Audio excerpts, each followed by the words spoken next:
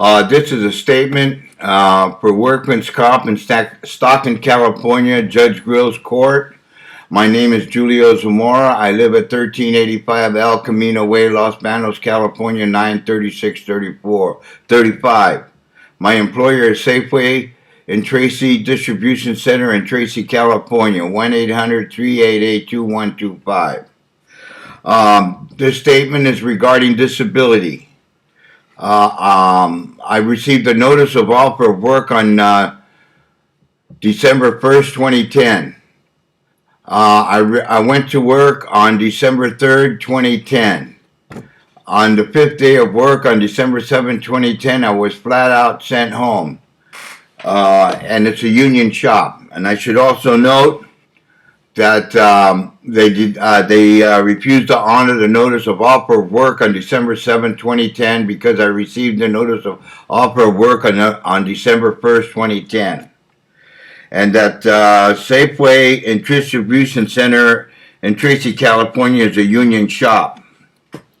The union attorney, Local 439 in Stockton, California, refused me arbitration. And the attorney said he understands that we have disability issues, but he is not going to take this case to arbitration. And that if I wish to do so, I can pursue it under Workman's Comp in Stockton, California. Workman's Comp in Stockton, California. Will I choose to do so? So that's why I'm making the statement to Workman's Comp, Judge Grill, that it's okay for me to pursue this disability case that the union refuses to hear or take to arbitration. So that he said that I can pursue it, and that's what I'm doing right now. And it's all about my disability issues on my injury on 3/21/2009, and the fact that I received a notice of offer of work that was completely denied more than on 2 occasions. And the fact that I have 2 children and the university that I'm supporting, and also the fact that I was born on September 7th, 1940. I'm 72 years old, and I hope he considers that, and the fact that down in the statement that I'm making, that I hope he considers putting me back to work and with automatic retirement on my birthday in 2013, and that personnel to be informed that I will be automatically retired whether I like it or not on September 7, 2013, and that they're to have a letter stating that I'm retired from Safeway because of my disability, if it's at all possible.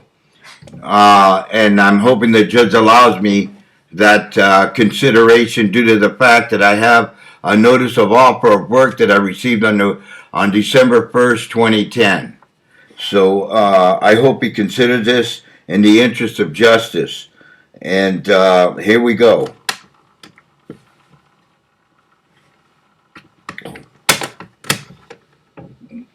Okay, and here we go. One more time. Today is Wednesday, January 9, 2013.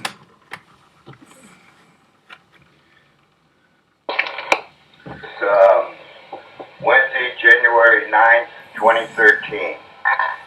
This is Julio Zamora, 1385 El Camino Way, Los Banos, California, 93635. I was employed at Safeway in 2002. I got almost 10 years working at Safeway. It's also a union shop, Local Teamsters 439 in Stockton, California. This is a statement for Judge Grill's Court, Workman's Compensation. It's a union shop. The union took the position when I requested arbitration. They denied me arbitration, and that I could pursue it under Workman's Compensation. I can pursue it under Workman's Compensation due to the fact that they were aware that I had some disability issues. And the fact is that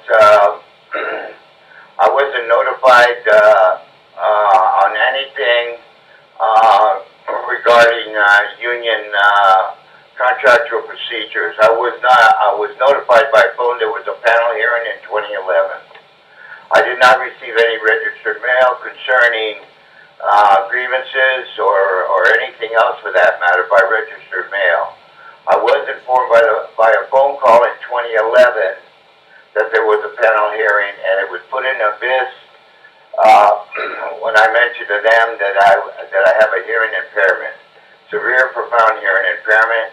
So Mr. Niswonger, they put the meeting in abyss, and that was the end of that. I requested arbitration, like I said before, and it was denied and referred to workman's comp.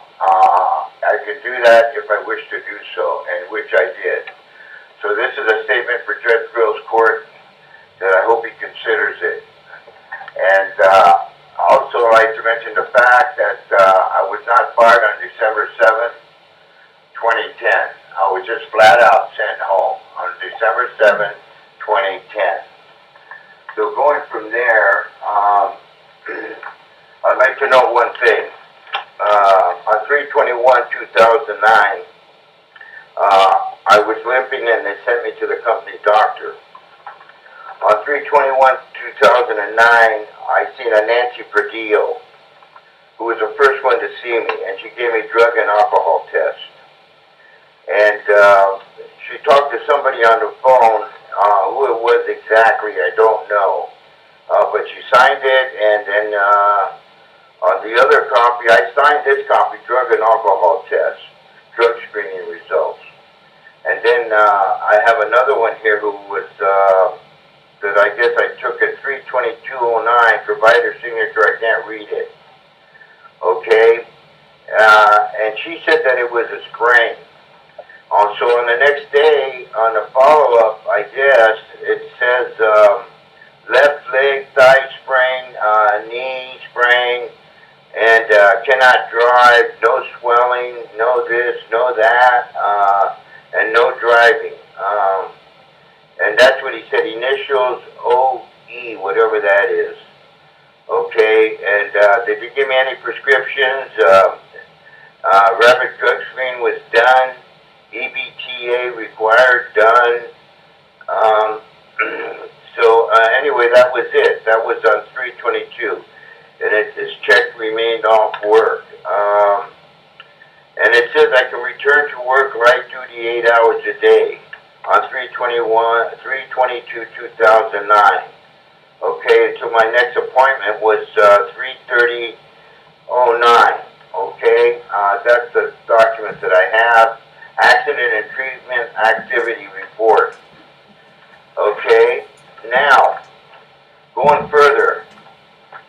Okay, on 3/30/2009, they said I was unable to return to work. I saw his last name is ADAPAMDMPH, whatever that means. And I initialed the report, and it said unable to return to work, and that's all it says. Next office visit 1 week, Monday, April 6th at 9 o'clock in the morning in 2009. And it authorizes physical therapy in Los Banos, which I was unable to do because I was in such great pain I couldn't bend backwards. Okay, so we know that much. Now, I ended up in the Los Banos Hospital on 4/5/2009. 4/5/2009. The date of injury was 3/21/2009. Okay?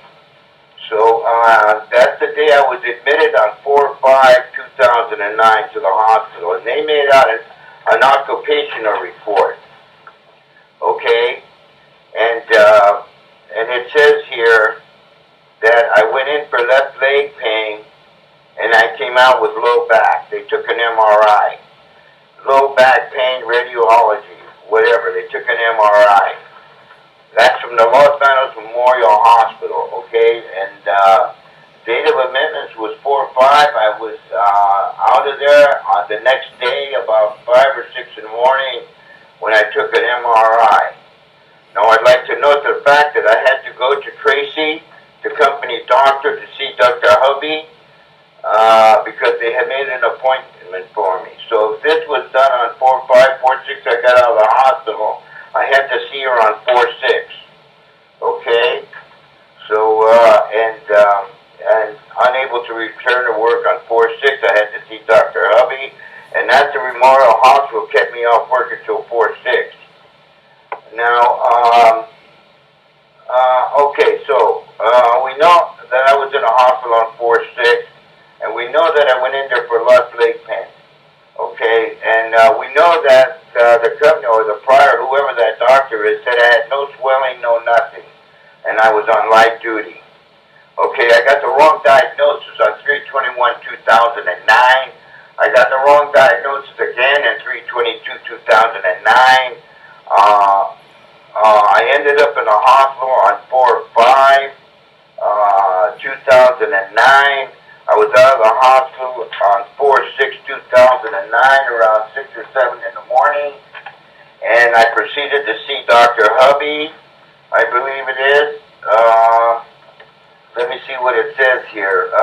Yeah, I saw Dr. Hubby, I guess, because here there's a letter which is a response to Dr. Hubby. Thank you for your request. This is from Safeway to Dr. Hubby. Thank you for your request dated 4/8/2009 for a referral to a neurosurgeon for the employee's low back. We respectfully object to your request at this time, as the accepted body part for the above captioned claim is left thigh and left knee. It is noted that when you initially evaluated Mr. Zamora, he was not suffering any symptoms to his low back. Please advise your opinion of employee's current symptoms to his low back and related to the industrial injury of 3/21/2009. Did the employee suffer any new injuries either on industrial or non-industrial basis? I should like to note that they sent the letter or asked the question to the wrong person when it should have been sent to Nancy Perdillo. Nancy Perdillo. And this letter was dated April 14, 2009.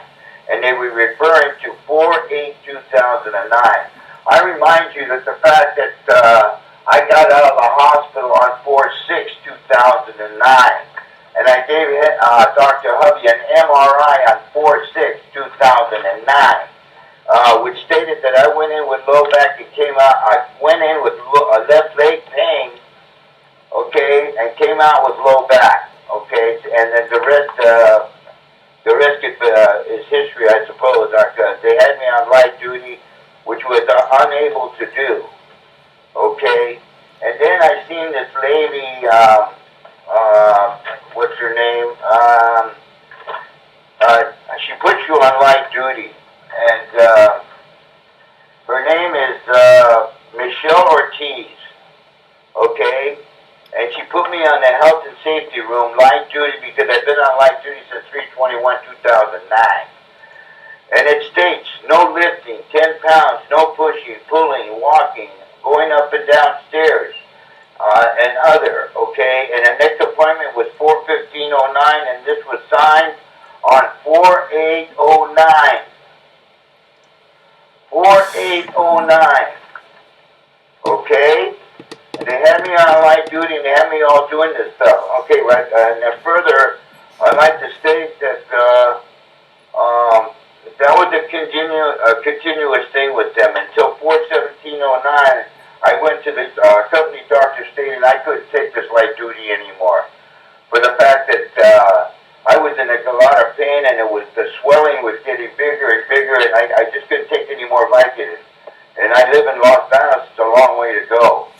Okay, so I mean, there's 400 employees there. They live all over the place: Bakersfield, Sacramento. I don't know what they do if they have to go to the emergency, but I ended up in emergency, and I got a phone call from Miss Esperanza Insurance Company in Arizona. She called me and said that I didn't have. Well, she mentioned I'm not sure. I am sure that she mentioned the fact that I'm not allowed to go to the hospital. That's what I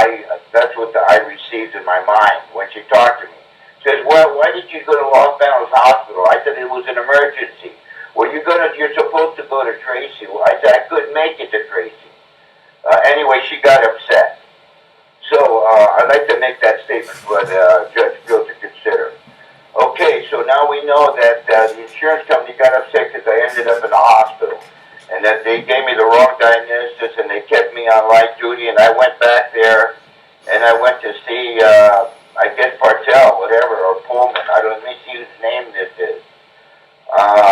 Okay, anyway, it was on 417, and the name of the person I saw was Patel. It says 417.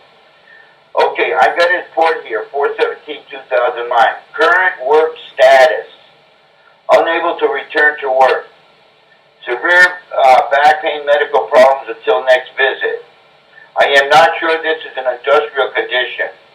Next office visit, 1 week, JP only, 4/24/2009 at 10 o'clock. And then patient has serious medical problems and he needs complete workup, including neurological consultation. And it was signed by Dr. Patel. And I signed the work status report, Julio Zamora. I have read and obtained a copy of this work status report.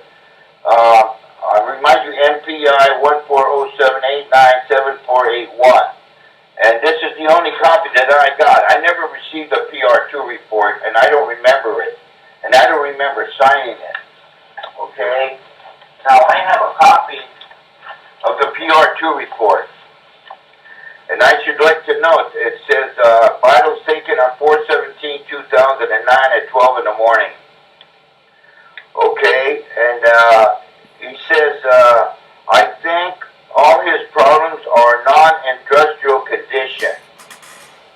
I think all his problems are non-industrial condition.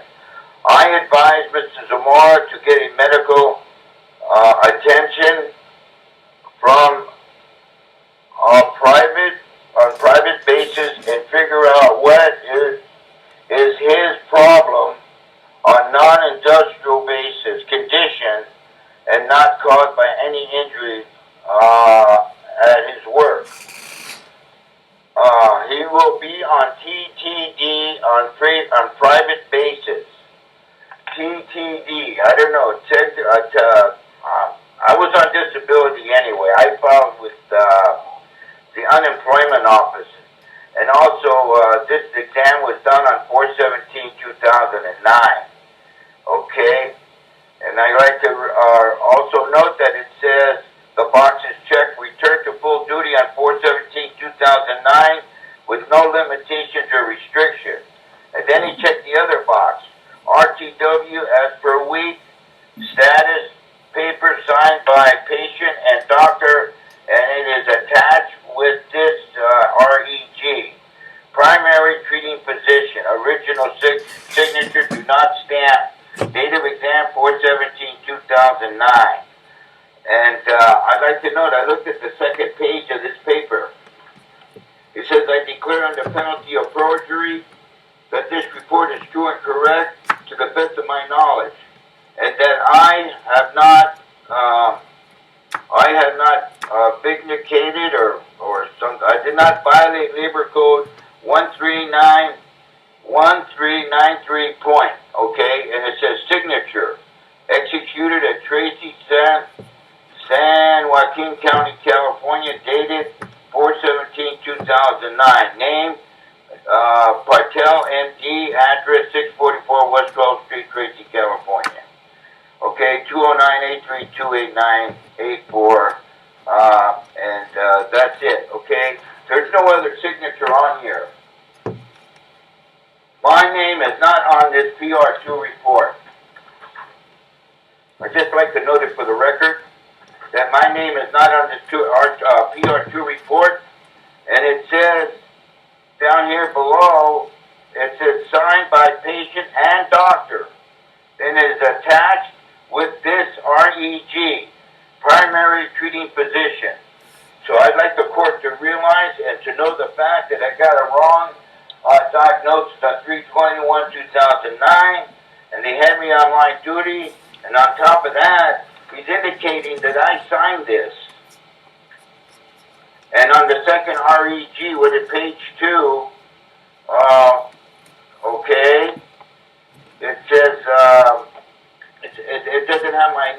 my signature. It just says Patel, period. And that's all I can say. And it was made out on 5/28/2009. DataCareService.com Safeway Protected PDF 3031107-3 JPG. I guess the third page was the one that I just read to you, current status report. That's the one I did sign. But I didn't sign the PR2 report, so I'd like to know that for the record, and I have a copy if anybody's got any questions about it. Okay? So that's that, on the PR2 report, and we know that I ended up in a hospital and they gave me the wrong diagnosis. And there's no doubt about it. That's the absolute truth, and I have a report of occupational report made up by the Los Angeles Hospital saying I went in with left leg pain, came out with low back. Now, we're going to get into the fact that I was denied benefits, everything. So they took me off of disability. They just denied me everything. Medical treatment, this and that. Okay, on 4/17 or 4/18, I received a letter of denial from Lucia Esperanza, who is handling my workers' comp case, and I received the letter on November 11, 2009. And it says, after careful consideration of all available information, we are partially denying all liability for your claim of injury to injury to the back. The medical evidence from Dr. Patel dated 4/17/2009. Now we know I didn't sign that report. Your lumbar MRI findings reveal spinal stenosis, and they're talking about the MRI that I presented to Dr. Hubby, which is a pre-existing condition and recommends medical treatment on a non-industrial basis. If you disagree with this decision, you have 1 year from the date of injury to file an application before Workmen's Compensation Appeals Board. Okay, well, we won't go into that. The fact is, I hired an attorney on 4/17, Adam Stewart, and that was that. Okay, so and this is a partial denial of workmen's compensation benefits, and later on, I got a complete denial of everything, all the way up to 2012. They denied me everything. They just didn't do anything. Okay, I should also like to note I filed an application for hearing impairment on 4/13/2009. 2009. And I also like to note that the Partel's office, they give me a hearing test every 2 years. And I also had a hearing test from Dr. Yip in Los Angeles, California, who's my treating physician, my doctor for 20 years. They denied me the right to have Dr. Yip as my treating physician. I stand to be corrected on that, but this is 2013 and they still haven't approved it. So, long story short, I filed for a hearing impairment on 4/13/2009, and I never got hearing aids or listening device or anything else for that matter, not even from the union, who put my panel hearing in the bid and suggested the fact that if I need hearing aids, they would pursue it. They would discuss it with the company. And it was never done, and I never heard a word from them. And that was in 2011. And I was sent home on December 7, 2010. Okay? Now on 9/14/2011, I went to take a hearing test in Turlock, California. Okay, and it states that I have a severe, profound hearing impairment. And I also had a settlement conference, and Judge Brill ordered the two attorneys to get me a legal document for severe hearing impairment. And I presented the copy that I had, that I needed a accommodation needed for trial for hearing aids to be purchased at Kathy Tova Tower Center for Better Hearing, 1801 Colorado Avenue, Suite 150, Turlock, California, 95382 209-216-3300. And I need a court order to get hearing aids because I bought the last pair of hearing aids and they don't work. They're broke. I mean, I just can't afford it. Okay, so we'll go on from there. Now, on 4/17/2009, I filed for disability with the EDD, Unemployment Office. And they sent me a letter that I was a notice that Safeway was, I got a notice that Safeway was in conflict of liability. Mailing date was 6/16. Claim effective date was 4/17. Okay? And it says you have provided information which indicates that you may be entitled to workers' compensation benefits. However, since your entitlement to workers' compensation cannot be determined by your employer, however, since your entitlement to workers' compensation cannot be determined by your employer. And I just wanted to read that notation. At this time.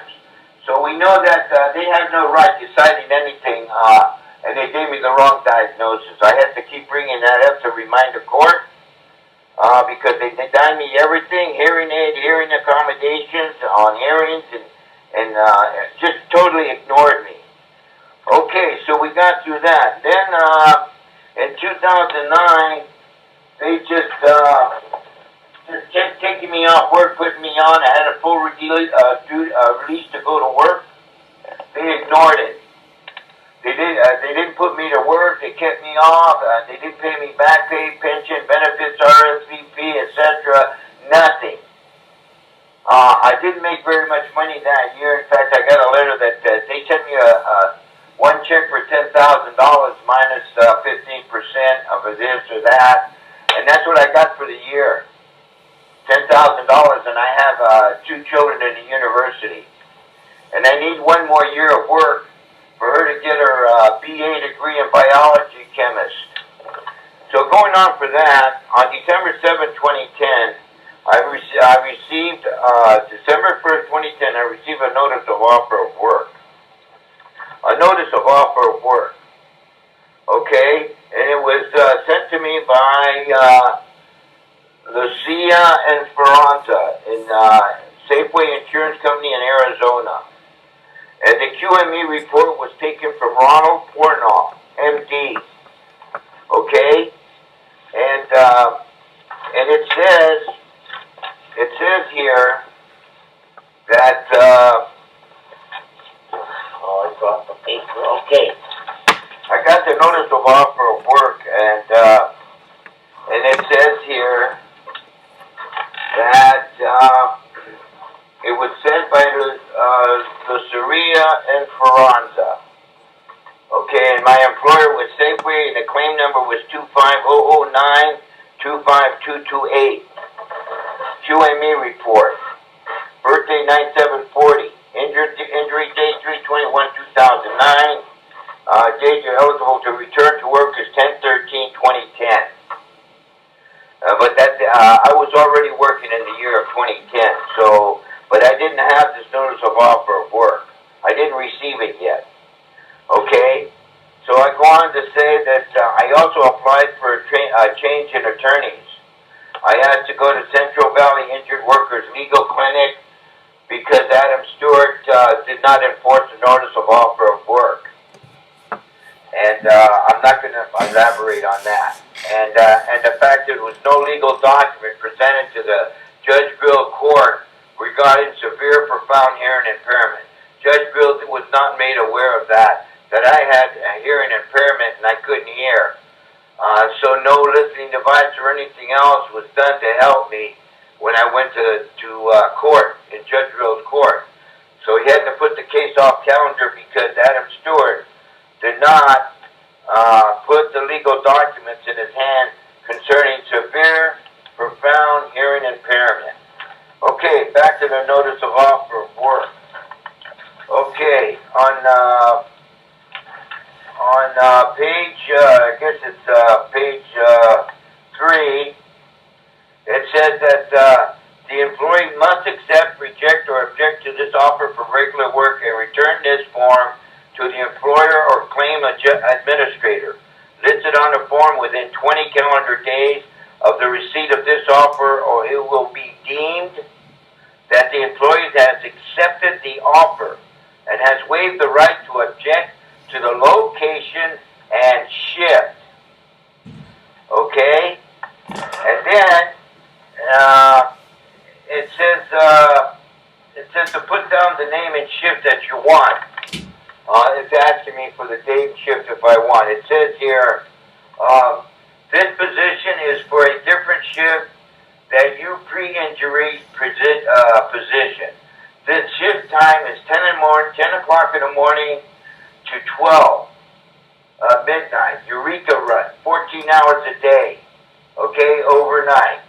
And I also wrote down seniority to be intact. Hired in 2002, so I've got about 200 employees underneath me. Okay?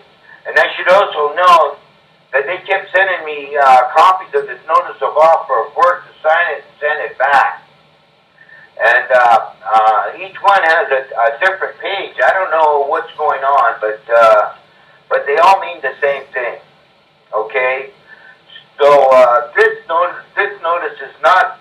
The other notice was from Esperanza in Arizona. This notice was from Lorna, Moldes, Safeway Private Insurance in Arizona, California. Her phone number is 209-833-4805. Okay? And she received a copy of this by registered mail. Okay? And it says this position provides wages for $1,006.56, okay? And then it goes on to say, the wages and compensation paid to you at the time of your injury is equivalent or to more. And then it goes on to say, this position is expected to last for a total of at least 12 months of work. If this position does not last for a total of at least 12 months of work, you may be entitled to an increase in your permanent disability benefit payment. And I'm taking that to mean that if there's work available, they'll pay me the difference if I'm not working. Well, there's work available. Okay, at 10 o'clock in the morning, Eureka run, and I have almost 200 drivers underneath me. And furthermore, I should note under the contract that anybody that works below me in seniority, I get paid for that day. And it's a 24-hour operation, 7 days a week. So if anybody works in those 7 days underneath me in seniority while I'm waiting at home to be called to work or registered mail, which was never done for whatever reason, I should get paid for that day. Okay? Because of the fact that they didn't follow contractual procedures and they never responded in 10, 20, or 30 days. No registered mail, no nothing. And so no panel hearing, and I suggested arbitration, and they said I could pursue it at workman's comp, and that's what I'm doing. So, okay, so this is a legal document. This is a legal document, and they didn't complete their agreement. Okay? Because I checked the box that I said, on here it says offer of regular work at same location and shift, and I checked, I accept this offer of regular work. Okay? I received this offer on 12/1/2010. On 12/3/2010, I went to work. On 12/7/2010, they just flat out sent me home. Just send me home. Nothing in writing why, what, or anything else. I was just sent home. Okay? And when they did that, I had a lifetime medical that I bought. And I lost that and everything else. So they didn't pay me no money every week or every 2 weeks. The insurance company didn't do anything. As well as Safeway didn't put me to work at my 10 o'clock in the morning shift Eureka run, in which I checked the box and said, I accept this offer of regular work. Okay, and above it, it says offer of regular work at same location and or shift. And it was dated 12/1/2010. Okay? And I also also checked another box, and it says, offer regular work at a different location and or shift. And I checked the box that says, I accept the offer and waive my right to object to the job for location or shift, not being within a reasonable commuting distance from the residence where I live at the time of my injury. So this is a legal document, okay? And it's deemed accepted if not within 20 days. So it's enforced. They took the money, but they didn't let me. They didn't let me work. They just flat out sent me home on December 7, 2010. Okay, so that's the thing about the notice of offer of work, that I've been refused to go to work at least 3 or 4 times. And my attorney received a letter from them in 2012. Okay, regarding the notice of offer of work, and that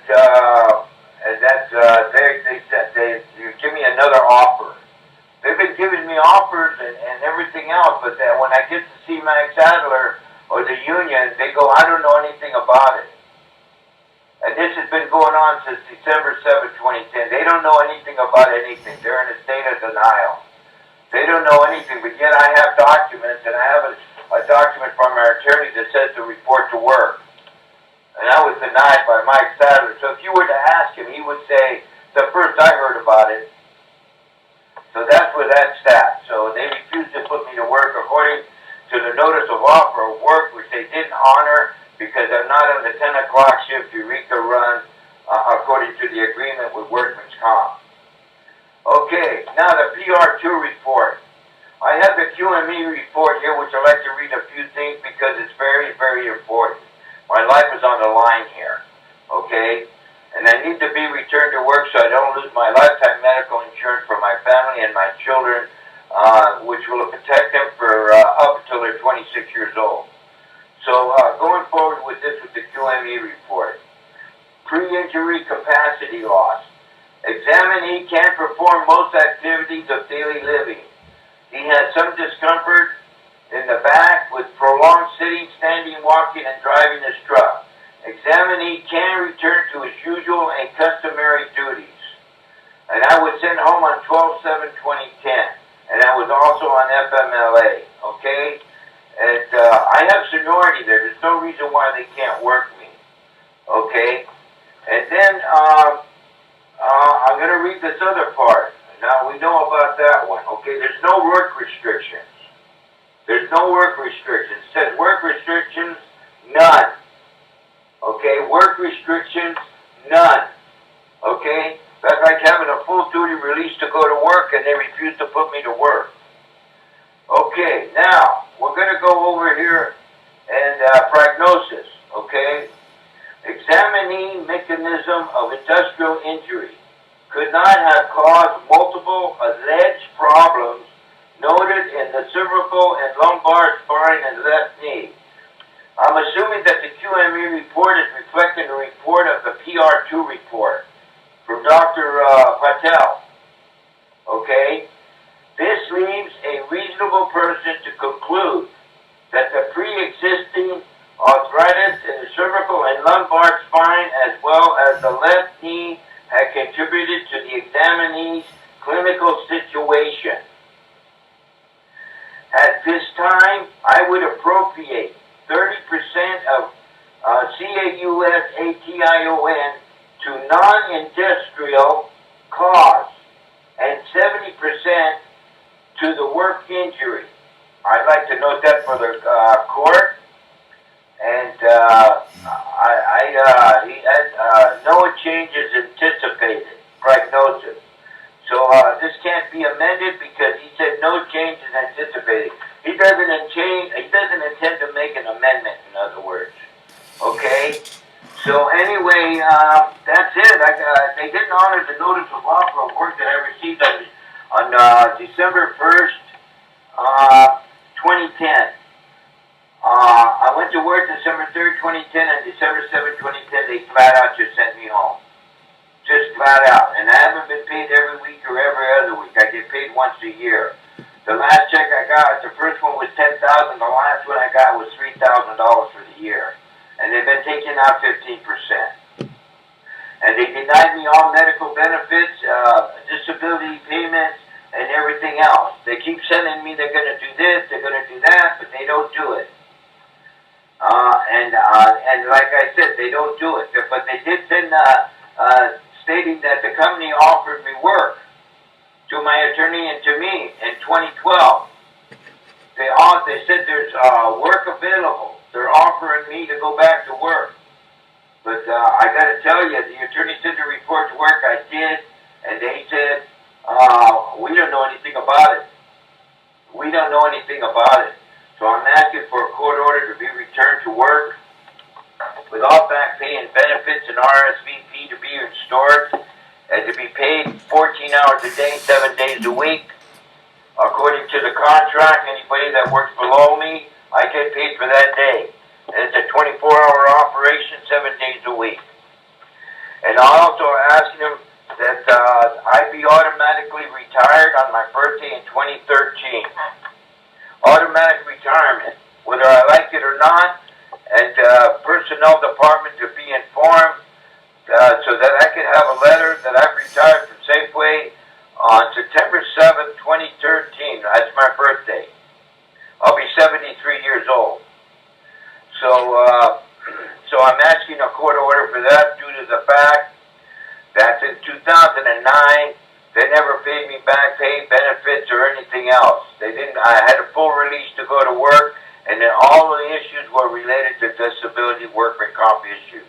And the union did not do anything about it, and they didn't help me get a hearing aid or a listening device at any time, any place, anywhere.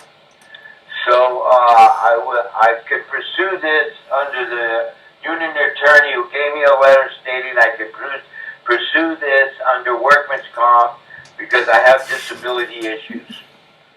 So workman's comp can decide this for me, and I would appreciate it if Judge Brill considers this and return me to work. Now, I guess I have one more thing, and we'll be done with it. Where is this? I just have one more thing to say, okay? I invoke double standards. Life is not fair. It's not fair, okay? I've been living on practically nothing. My children are sacrificing to go to the university, and they intentionally harm me, okay? They sent me home on December 7, 2010, and they didn't allow me to log out. And on December 6, 2010, the dispatcher falsified my documents. He altered my logs by changing the time on my logs, and he's not supposed to. So I lost 45 minutes that day. On December 7, 2010, he took my time card or my logs or my trip sheet or whatever you want to call it, and he threw it in the garbage. And by him doing that, I was unable to obtain employment due to the fact that I didn't have all my hours for the last 7 days. And the fact that they accused me of intent to falsify documents.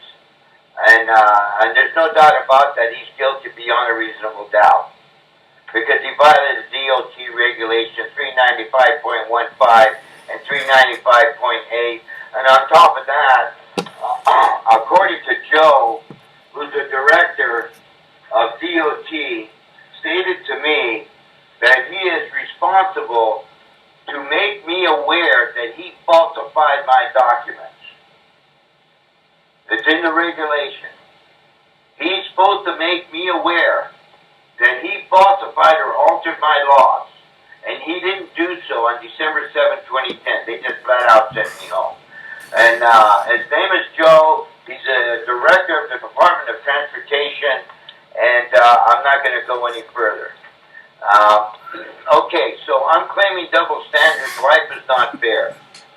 A double standard is the unjust application of different set of principles for familiar situations. The concept implies that a single set of principles encompassing all situations, a single standard, is a desirable idea. The term has been used in print since at least 1895. A double standard may take the form of an instance in which a certain concept, often For example, a word, phrase, social norm, or rule are perceived as unacceptable to be applied by one group of people, but are considered unacceptable, taboo, when applied by another group. A double standard, thus, can be described as a sort of bias, morality, unfair suspension towards a certain group of the principle that all are equal in their freedoms. Such double standards are seen as unjustified because they violate a basic maxim of modern legal jurisprudence, that all parties should stand equal before the law. Double standards also violate the principle of justice, known as impartiality, which is based on the assumption that the same standard should be applied to all people, without regard to subjective bias or favoritism based on social class, rank, ethnicity, gender, religion, sexual orientation, species, or other distinctions. A double standard violates this principle by holding different people accountable according to different standards. The phrase "life is not fair" may be invoked in order to mollify concerns over double standards. This is a distinction. There is a distinction to be made between double standards and hypocrisy, which implies the stated or presumed acceptance of a single standard a person claims to hold himself or herself accountable to, but which in practice may be disregarded. Being hypocritical to the double standards is then a positive example of hypocrisy as well. So I'm asking Judge Bill to consider this in his decision, please, and to return me to work, and with a court order that they put me back to work and pay me 14 hours a day, etc., like I said before, and that if you consider this in the interest of justice. Okay? So again, this is Julio Zamora, Wednesday, January 9, 2013. And I should note to Judge Bill that administrative judge suggested that they could put me back to work while he was off sick. So I would also hope that he would consider that. And then also that the dispatcher that falsified my documents is working and I'm not. Is working and I'm not. And he falsified my documents December 6th and December 7th. I didn't get paid for December 7th and I was there. I was there almost the whole day and there was all kinds of drivers in the room. And on December 6th, 2010, I lost 45 minutes. So I hope that Judge Will considers that also. So in the interest of justice, this is Julio Zamora. That's it.